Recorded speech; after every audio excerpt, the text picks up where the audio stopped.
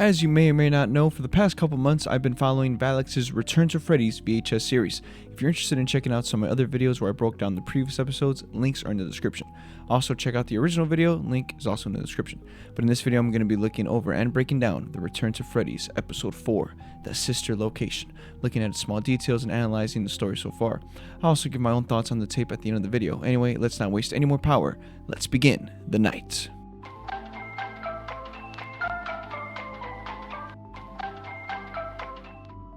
Before viewing the tape, let's look at the description to help us get further context on this tape. Now, this description is pretty meaty. Now, normally I wouldn't read the whole thing, but part of the charm of Valox's videos is the description. It says the following. Recorded September 5th, 1985. Tragedy strikes at Fazbear Entertainment's newest attraction, June 24th, 1985.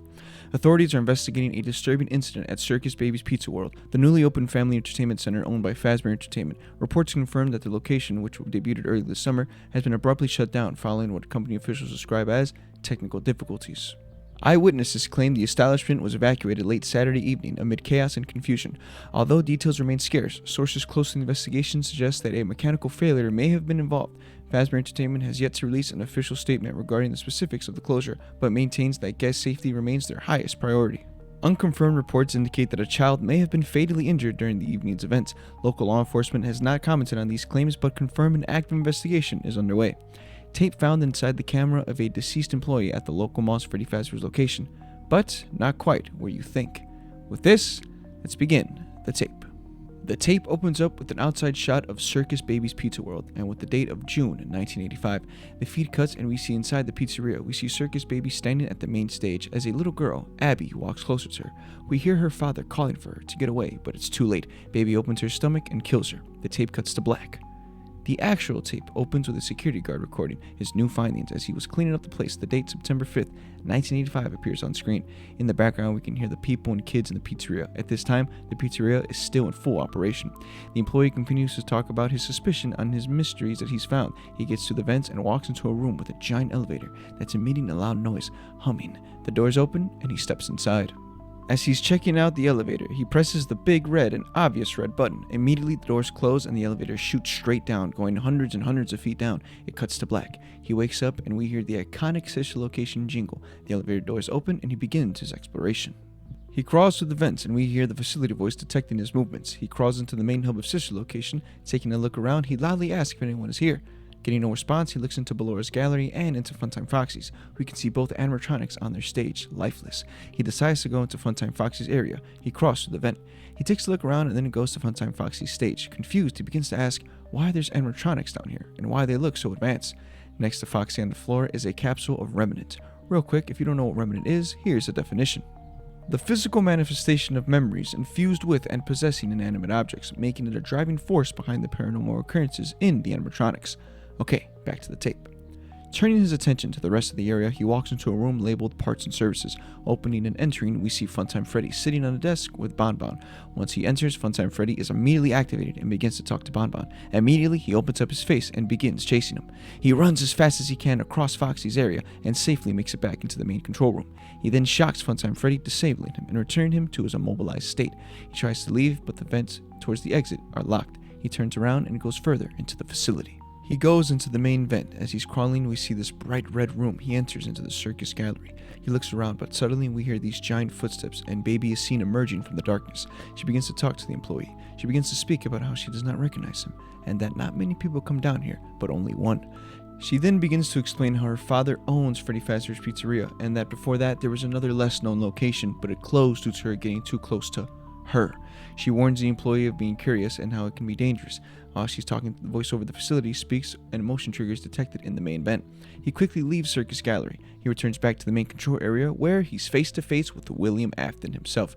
William asks him what he's doing down here. William then asks if he's recording. The employee lies and tells him no. William, displeased with this and his lies and the fact that he's witnessed everything that goes on down here, puts his gun up and shoots him, killing the employee. William then speaks to the animatronics, apologizing for the disturbance. We then cut to black and return. Now we hear the voice of Michael, who William sent down here to clean up the mess. He sees the dead body of the employee. Michael stops in shock and is disturbed. Before he can continue talking, the tape ends, cutting to black. Okay, there's a lot to go over in this. Let's start from the beginning. When looking at the dates given to us in this video, the first being when it was recorded, September 5th, 1985. This video takes place between episode 1 and episode 2, but the description talks about the first clip we saw, which is June 24th, 1985, which is the date on screen is when the little girl Abby was killed by Baby.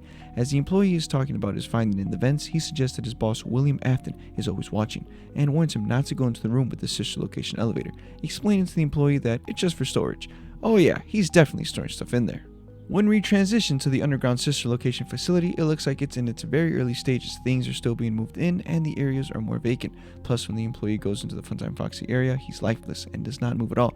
Maybe because the remnant that is right next to him hasn't fully set in yet, because it looks like it was just used. If you'll notice, when the employee goes into parts and services, Funtime Freddy is there, meaning William probably was waiting for Funtime Freddy to come to life, because he probably used remnant on him. By the time the employee came down, Freddy was already awake. That's why he sits in parts and services, because normally he'd be in the break room. Also worth mentioning, Ballora is also like Funtime Foxy. We don't really see much of her, but she's also lifeless and motionless. Moving on, when he goes into the circus gallery, Baby gives her short monologue, and in this she explains that William Afton comes and goes as he wishes. Now, the girl who you're speaking is Abby, who was killed by Baby. Her father is William Afton. Proof for this is when she says the following. My father owns a restaurant upstairs, but did you know there was another? She's referring to Circus Baby's Pizza World. Of course it was shortly-lived because of her incident. She then goes on to talk about how she's locked down here like an animal, like the others. William does his experiments on the animatronics, keeping them away from the light and robbing their souls of freedom. The employee is then killed by William Afton. Now, I suspect that William will use his body and soul and put it into an animatronic. Perhaps he will be the finishing touches on Funtime Foxy. The ending of the tape shows how Michael and William still have a form of relationship. Here in episode 2 of the series, Michael is killed by Bonnie. Obviously that hasn't happened yet. That's why in that tape, Michael looks at the exact same room and debates to go down there while he's running from the animatronics. So I think that's a pretty cool detail. As to where the series can go from here, well, we could see more of the Funtime animatronics. I like to see Ballora and Funtime Foxy alive and roaming. Also Baby. Yes, we saw her here, but I want to see her outside of her cage. I really enjoyed this series. Valox, shout out to you. This one might be the best one so far. The animation, the lighting, everything here was golden.